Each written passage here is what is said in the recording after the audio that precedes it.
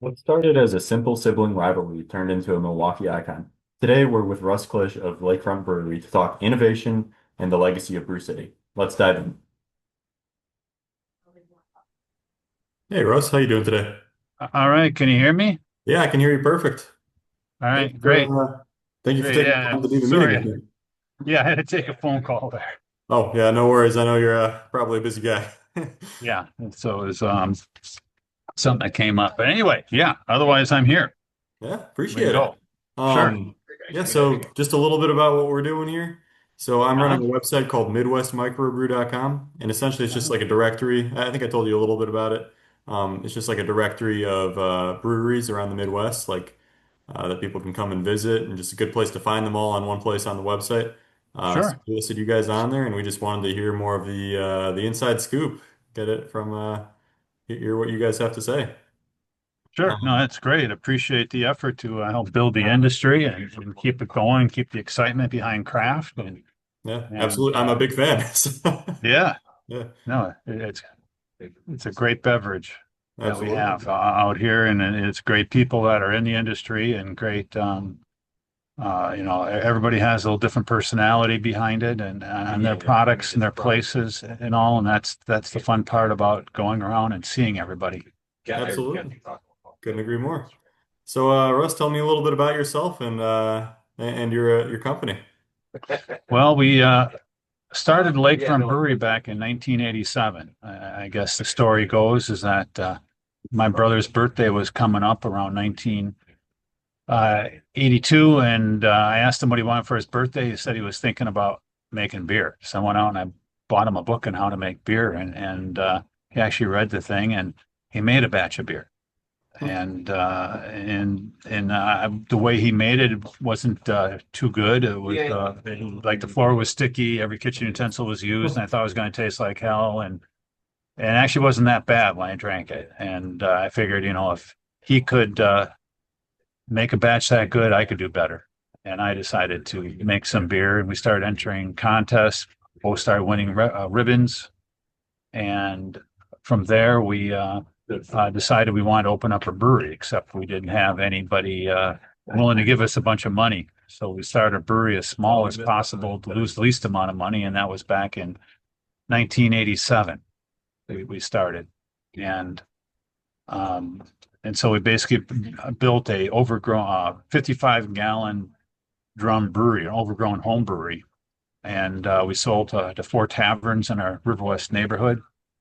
And then it became popular. We discovered used dairy equipment, brought a piece of equipment in here and a piece of equipment in there, and kept on using this until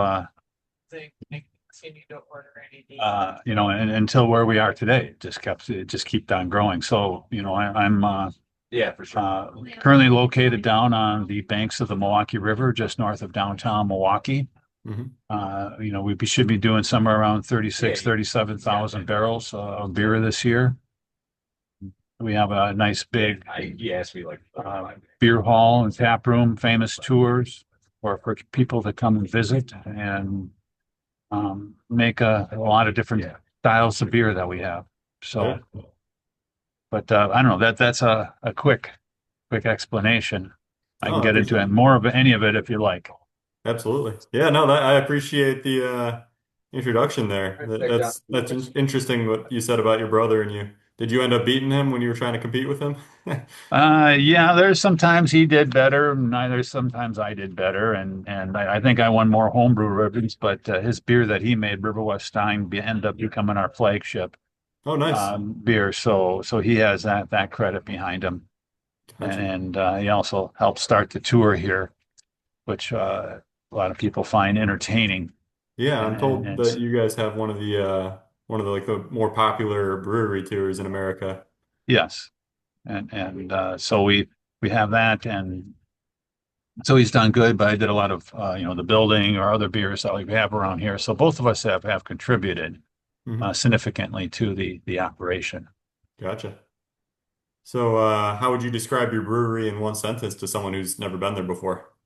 It's about as Milwaukee as you can get. As beer industry, has a river, Cream City brick building, fish fry, cheese curds, everything you think about Milwaukee is here. Definitely the cheese curds. Yeah. That's a big one. So Yeah, I'm from Iowa, but every time I go to Wisconsin, I notice the cheese curd and cheese just billboards everywhere. So yes. that's Yeah. So we're proud of that and we're happy. And we have flavor cheese curds and flavor of the month and which is great. yeah, absolutely. So you guys have gotten decently big over the last like 30, 40 years now. So who would Yeah. you describe as your like regulars? Do you have regulars that come in consistently? And what draws them there? We have certain events that you see definitely people coming in. Like we have Drake Wing Bingo Hmm. once a month on Tuesdays. We have trivia every Thursday night. We have a Friday night fish fry that that we have and has a two-piece polka band, Hmm. has the original Lawrence Welk bubble machine that's here, and so that's a very family friendly thing. And I like to tell our staff we try to have a lot of different events here, Hmm. from makers markets to other things that we get somebody from Milwaukee coming down at least once a year for something. Gotcha. And so we have that. We're also known as a tourist attraction. We have a lot of people who come visit Milwaukee, come to our place. Yeah. Yeah, that's great. It's like a destination. You mentioned Yes. family friendly. That was actually going to be my next question. How family friendly is your space? And then, is there more accommodations that you make for different age groups? Yeah, it depends upon when you come here. Friday night, very family friendly. If you get complaints that we're like a Chuck E. Cheese's sometimes when you get all the kids running around Gotcha. that you have here. But it is nice. If a kid gets up and runs up to the dance floor, that's normal. And Hmm. it's always refreshing to see him trying to do the chicken dance with his grandma up there, Yeah. and it brings big smiles to everybody. But like on Saturdays, you still have we still have kids that come here. They sit out with their parents on the Riverwalk. But our tours, I never write a script for it. And our tours guides come up with what they have, and sometimes it's not PG as much, and so they have a little bit more fun with the tours. So that's not as family friendly. We Gotcha. have, and of course we got Drake Green Bingo, which probably isn't, but otherwise, the beer hall itself and the river walk, I would say is. Okay. Yeah, interesting. So tell me a little bit more about the tours, actually. I'm interested in that. I know that you guys serve beer before, during, and after, right? Yeah, that was one thing that we always had. I did a tour one time where I didn't give out beer first on the tour, and you could tell that everybody was just waiting to the end of the tour. Nobody was looking at what you had. You put a beer in somebody's hand, they'll listen to you and how you're doing and laugh at all your bad jokes and everything else that you have. But yeah, typically we try to make it entertaining. I learned people come for tours for two reasons. They want to drink beer and they want to be entertained. The Mhm. equipment's part of the entertainment, telling them how beer is made it is. But if you can sneak some jokes in there and tell it in a more of a interesting, funny way, then they love you. We make them sing Laverne Shirley at the end. Um, and we do other things with the bunghole joke and other stuff that we do that are kind of fan favorites out there. Gotcha. But yeah, no, it's 50 minutes worth of entertainment and four 8-ounce beer or 6-ounce beers.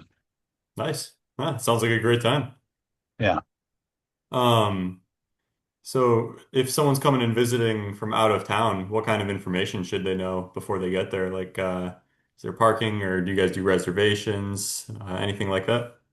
Well, if they want to come for a tour, I'd highly recommend get a reservation. You can get that Okay. online for that because all of our tours are listed on the internet. We have free parking in front on our street. It might sometimes seem like it's a far distance, but if you ever go downtown or other locations, you're probably walking at least farther than what you have here. We do Yeah. have some parking right next to our building underneath a bridge. And also for our Friday night fish fry trivia, we do take reservations also for that. So I'd recommend booking early if you like. Usually we'll take reservations for fish fries from 4 to 5:30. After that, it's open seating. We just find if we have reservations, there's too many tables open waiting for somebody. So we just take first come, first serve at that time. Usually there's a little wait that we have, but there's stuff to do around here, and you can have a beer and walk the grounds and have some fun Yeah. doing that. So those must be pretty popular events then, pretty busy. Yeah, no, we got good crowds in here for Friday night. Saturday afternoons are basically tour afternoons. So that's what we have going there. Friday night's the fish fry and food. Sunday tours. Then we have other events scattered throughout the week. Nice. What's your policy on like large groups or private events? Anything like that? Well, we like to know if you're coming with it. We can serve you better.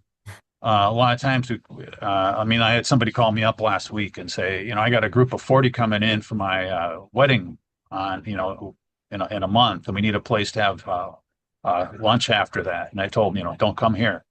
It doesn't fit. It's just a big room, 230 seats. It's hard to have reservations. Hmm. I told them if you just want to come here with 230 people and be with everybody else, you can do that, but we just can't reserve spots. We don't have like a room for that right now. But we have a lot of corporate companies that come in here during the week.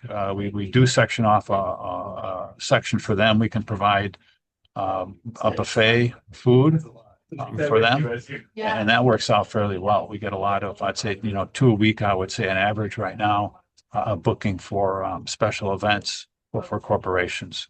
Gotcha. Okay. That's good to know. All right, so getting into a little bit of the brewing questions. I got All right. some good ones for you. So walk me through your core lineup a little bit. Do you have any styles that are always available, and why would they be always available? Yeah, we have, depends how you want to count it, like 8 or 9 different year-round beers. Our most popular is a River West Stein beer. Hmm. It's an amber lager. It is what I consider a middle palate beer. It has a little bit more body than you'd have from a regular beer. About 5.6% alcohol.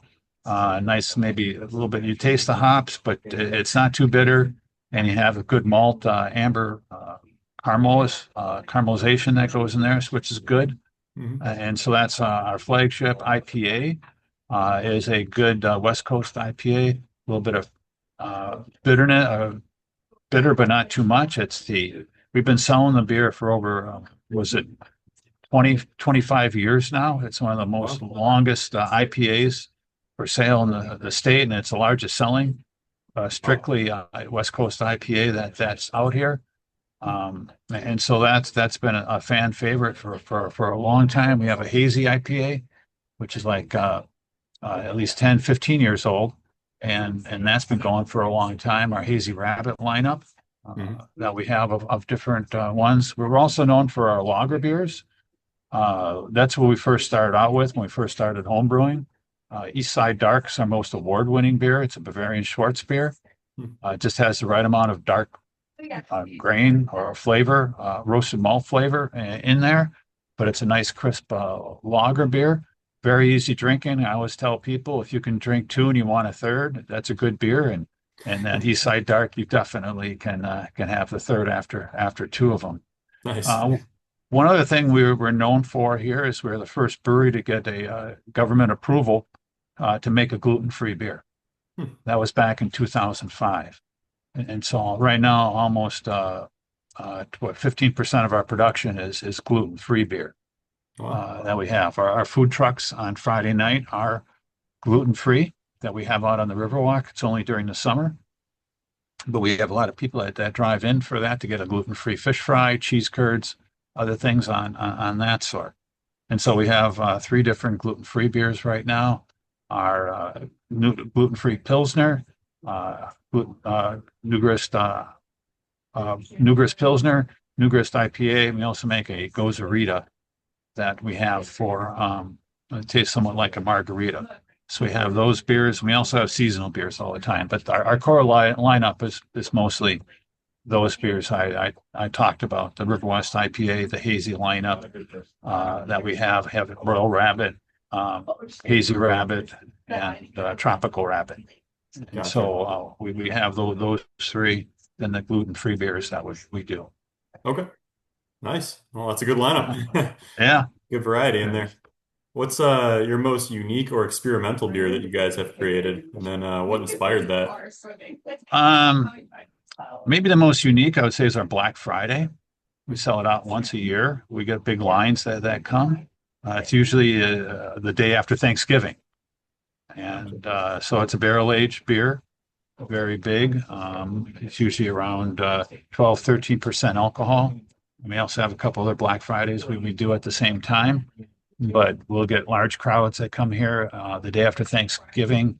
It's a festive atmosphere outside, and uh, we'll make that. So that's unique. I imagine you could also say our gluten-free beer is an experimental beer, but that was back in 2005 we came out with that one. Mhm. Uh, we have some other beers that are limited releases. We also have a what we call a My Turn series here. Mhm. We have give every employee their opportunity to brew their own style of beer. So 4 times a year, an employee gets to brew it. We package it up, have a party, a release party for them, and we go from there. And those beers are anything that they want, Yeah. and some you get some interesting ones from what they're requesting. Oh yeah. I bet people get creative with that. Yeah. Absolutely. How do you guys source your ingredients? Do you have any like local partnerships around Milwaukee, or is it where do you get it from? Some of our hops come from Wisconsin. I've been a part of the Midwest Hop and Barley Co-op since Mhm. about 2007. Hmm. And so it's a group of brewers that we have in state that buys from local hop growers. Some of those hops go into River West Stein beer, and there's some other beers that we've made specifically with them. Hmm.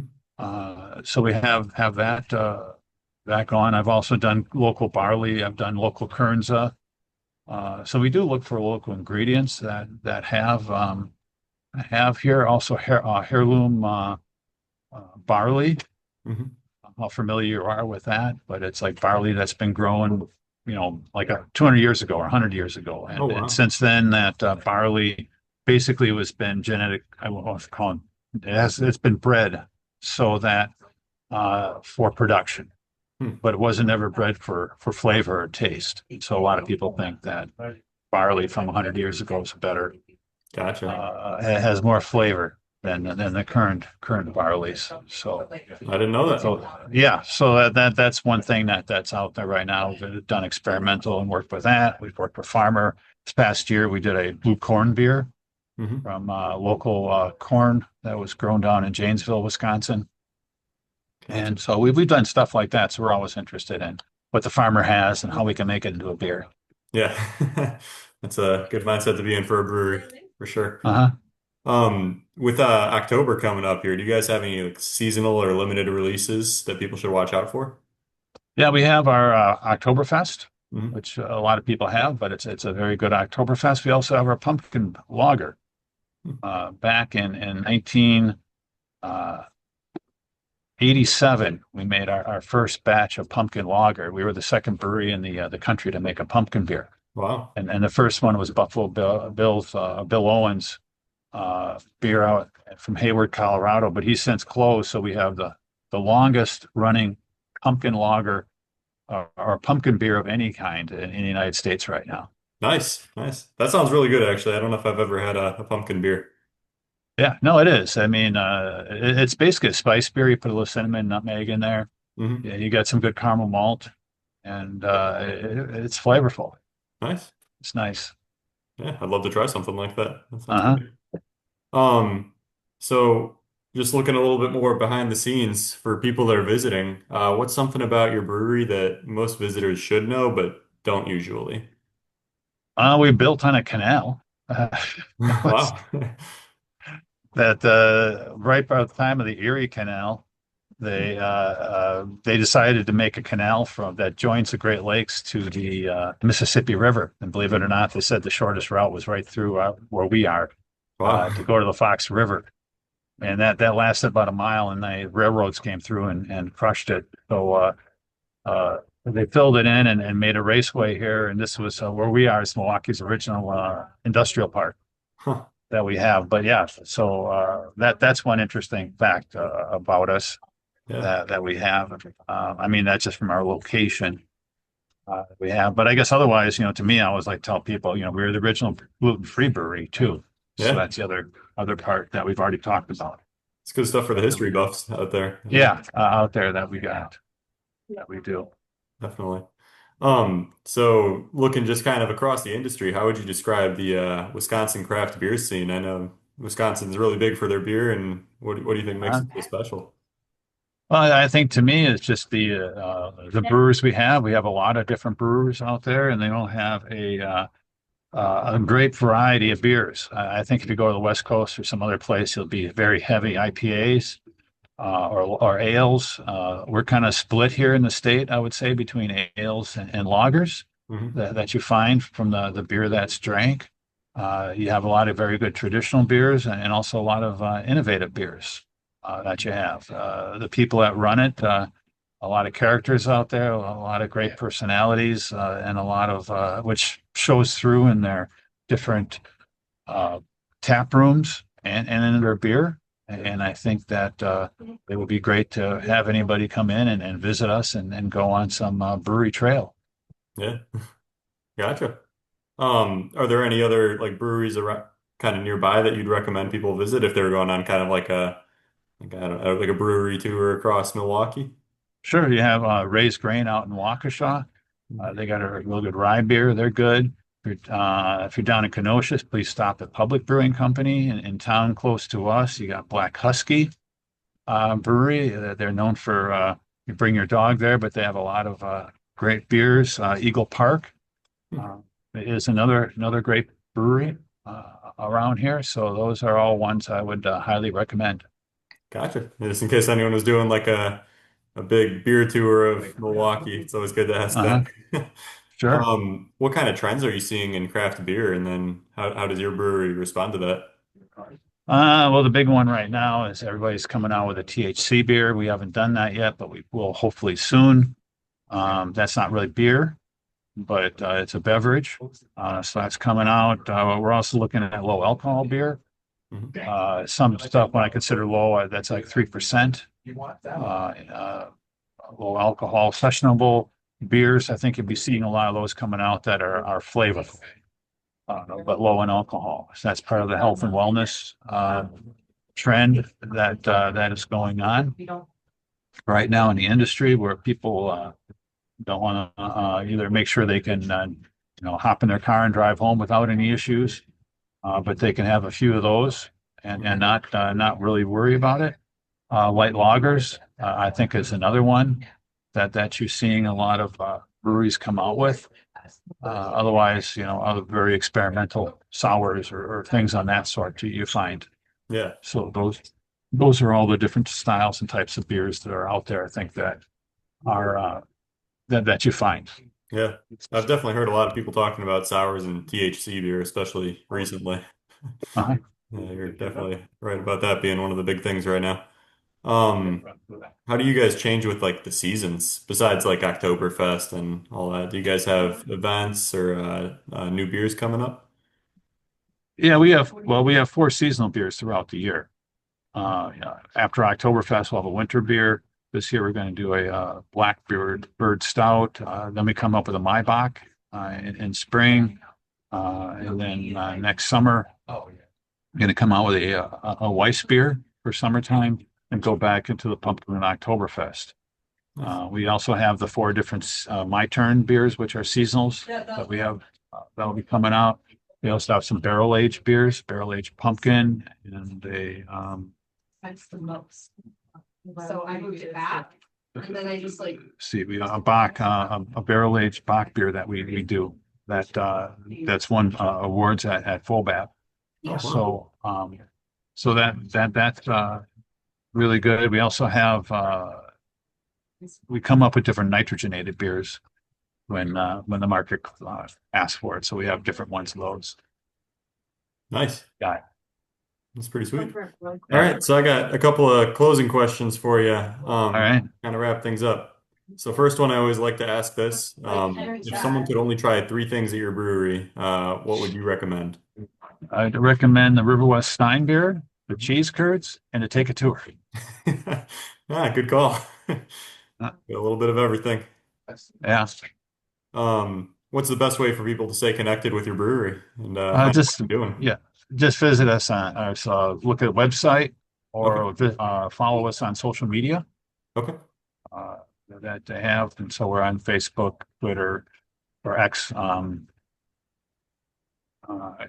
so Instagram. So those are different medias that we all have. So you can find us all there. Awesome. All right. And then do you have any final thoughts or messages for people who might be considering a visit? I would say, support your local brewery out there and come for a tour. Awesome. I like to have it. I like to have entertainment, fun, and beer's a great beverage. You can, it's the beverage of moderation. You can always just sit there and have one and still go on and function. So Mm. I always recommend that come for a visit. Get some good Milwaukee culture that we have here from our cheese curds, sausages, pretzels that we all have here, and our beer, and sit out on the river and watch the boats go by. Nice. Sounds like a great time. Yeah, Yeah, it you is. guys got a good thing going there. Thank you. Yeah, thank you, Russ. I appreciate you taking the time. Sure. Yeah, when No. so I'll finish this recording here, and I'll when I get it posted and ready, I'll send you the link to it, and so you can view it too. Okay. Thank you so Sounds good. much. Well, thanks for having me be part of this. Then that's great. I really appreciate your effort that you're putting through and helping to let people know about the industry and about us. Yeah, absolutely. Big beer fan over here. So. Good. Yep. All right. Well, thank you, Russ. All Appreciate right. you. Well, Bye. take care. Bye bye. Alrighty, guys, that's going to do it for today. Be sure to check out some of our other exclusive interviews with the people from the best breweries in the Midwest. Bye now.